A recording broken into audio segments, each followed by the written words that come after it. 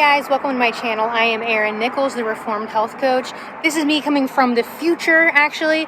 The video you're about to watch is actually something I recorded several months ago as part of my online Live to Thrive program. But because New Year's is coming up and everybody is thinking about getting back to their workouts and getting healthier and getting the weight off, I thought that this was particularly appropriate to bust some exercise myths. So stay with me, see if some of the things that you thought were true are actually false. Let me know if you have any questions, drop those in the comments.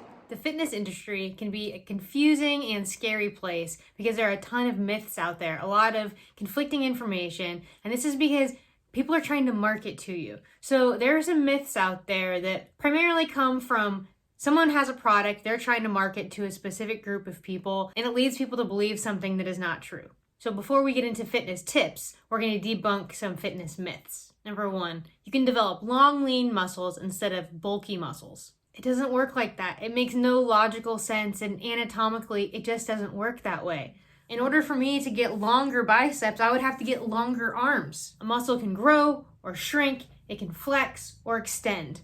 That's all a muscle does, and it's based on your natural anatomy. So if I have 5-pound biceps on my 5'1" frame, it is going to look a bit more bulky than if someone who was 5'6" had 5-pound biceps. It's just math, it's just surface area. So you may have been marketed that doing Pilates or yoga or some other female type exercise is going to help you develop these long, lean muscles. No, the length of your muscles is merely determined by the length of your bones, and that even includes what's called muscle attachments. So think about calf muscles in particular. You'll see some people with really high calf muscles and some people with really low calf muscles. Someone even might have a bit of a cankle and they don't like that, and that's something that cannot be changed. So the big ball part of the calf muscle, that is going to attach up higher or attach down lower on different people, and that's just the way that your body is built. Myth number two.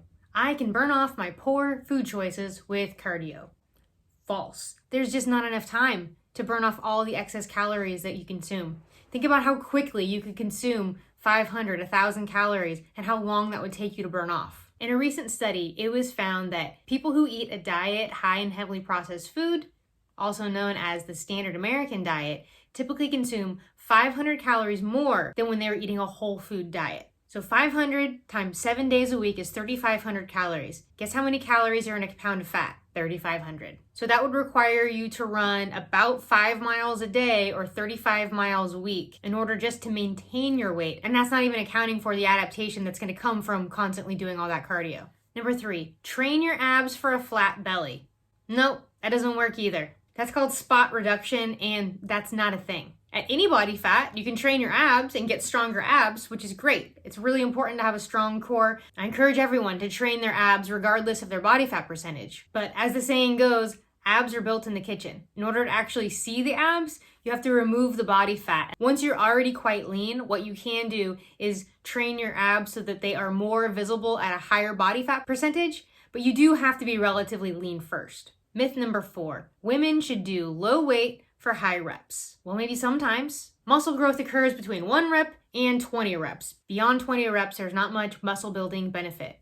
Like we've talked about with cardio, your body will adapt to whatever you do a lot of. If you're a man and you've only ever done like 5 to 12 reps, if you went to 15 to 20 reps, you should actually see a really great response to that. A lot of muscle growth because it's a new stimulus. It's something that you have not done before or that you haven't done a lot of. So for women, if you're always doing 15 to 20, 25 to 30 reps, which means you're using a lighter weight, if you drop down and go 8 to 10 or go really crazy 3 to 5 with a much heavier weight, you're going to see huge gains in your strength and in your muscle building. The body is an adaptation machine. So just like we talked about periodization with nutrition, where we have our maintenance, surplus, and deficit, and we never want to stay at a deficit for too long. We always want to return to maintenance or even into a surplus briefly. We need to do the same thing with exercise. So you want to stick to a rep range. Your rep range will determine the weight that you use. So if I'm doing sets of 12 to 15, I'm going to be using a relatively lighter weight. So if I'm doing sets of 3 to 5, that's going to be a much heavier weight than I could only do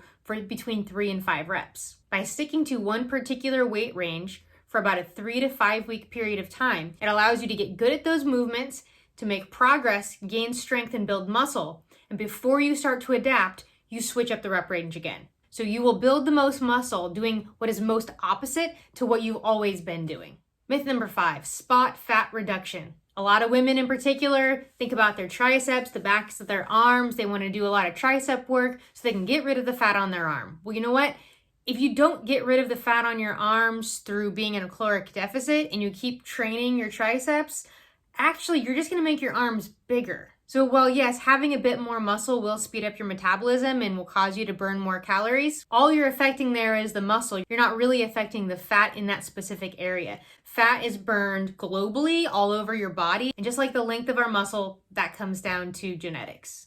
In myth number 6, there are certain exercises that are only for men and there are certain exercises that are only for women. Well, just like muscles can only flex and extend, there are no male and female muscles. Now, males do have a lot more testosterone, therefore their muscles are able to grow a lot bigger and have the potential for more strength typically than women do. But there are no exercises that men shouldn't do or exercises that women shouldn't do. Men and women tend to have differing ideas of their ideal physique. So an exercise like shoulder shrugs, where you're working on your traps, these muscles here, having nicely developed trap muscles is typically going to appeal more to a man, but that doesn't mean a woman should never do shrugs. So really all it comes down to is preference. Never shy away from an exercise because you think it's too manly or it's too girly. If it's an area that you need to focus on, that you would like to focus on, go for it. Build some muscle. Thank you so much for watching. Please let me know if you have any questions about anything I covered today. Also, if you want to be even more involved and get tons of free content, join my Facebook group, the Reformed Health Community, that is always linked below in the comments. Remember, reform your lifestyle, reform your health.